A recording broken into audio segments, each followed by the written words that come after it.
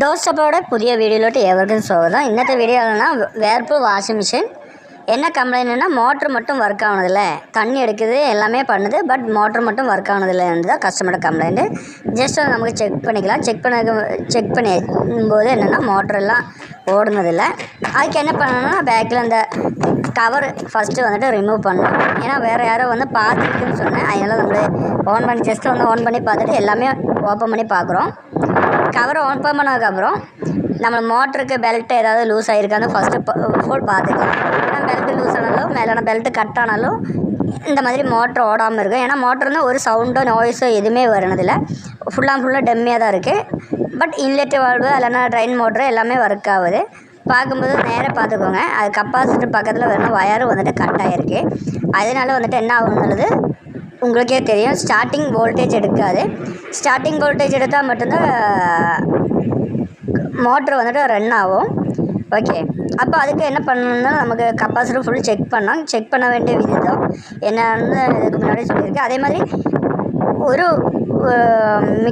முக்கியமான இது என்னென்னா எல்லா வாஷிங் மிஷினோடையும் கப்பாசிட்டர் வந்துட்டு இந்த மாடல் வேர்பூலுக்கு யூஸ் பண்ண முடியாது. அதை எதனால் யூஸ் பண்ண முடியாததுன்றது நம்ம ஆல்ரெடி சொல்லியிருக்கோம். இந்த லோக்கல் வந்துட்டு வேறு ஏதோ கப்பாசிட்டர் போட்டிருக்கு, வேர்பூலு கிடையாது.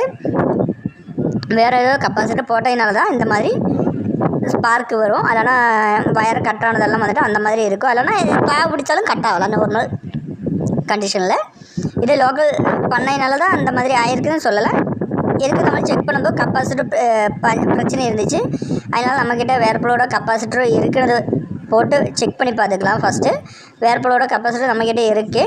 அது ஜஸ்ட்டு பேக்கில் கப்பாசிட்டர் ரிமூவ் பண்ணிவிட்டு பதில் நம்மளோட கப்பாசிட்டர் போட்டு செக் பண்ணுறோம். செக் பண்ணும்போது ஸ்பின்னோட இது ஆகுதுன்னா ஓகே, ஸ்பின் ஆகுதுன்னா ஓகே. இல்லைன்னா நம்மளுக்கு கப்பாசிட்டர் ஃபுல்லாக தான் சேஞ்ச் பண்ண வேண்டியது இருக்கும். இப்போ கப்பாசிட்டர் போட்டாச்சு. கப்பாசிட்டர் போட்டுட்டு ட்ரம்மு சுற்ற ஆரம்பித்தாச்சு. ஓகே, தெரியுது இல்லையா? ட்ரம்மு வந்துட்டு சுற்ற ஆரம்பித்தாச்சு. அப்போ இந்த மாதிரிலாம் கண்டிஷனில் நீங்கள் கஸ்டமர்னால் நீங்கள் என்ன பண்ணணும்னா எதுவுமே பண்ண வேண்டியதெல்லாம் எங்களோட நம்பர் கீழே கொடுத்துருக்கு. அந்த நம்பருக்கு கூப்பிடலாம். TV, fridge, washing machine, micro oven, LED, LCD service centre தான். கோயம்புத்தூர் தான் எங்களோட சர்வீஸ் சென்டரு. கோயம்புத்தூரும் திருப்பூரும் நாங்கள் சர்வீஸ் பண்ணிகிட்ருக்கோம். நம்பர் கீழே கொடுத்துருக்கு. Okay, all the best. Thank you வாட்சிங்.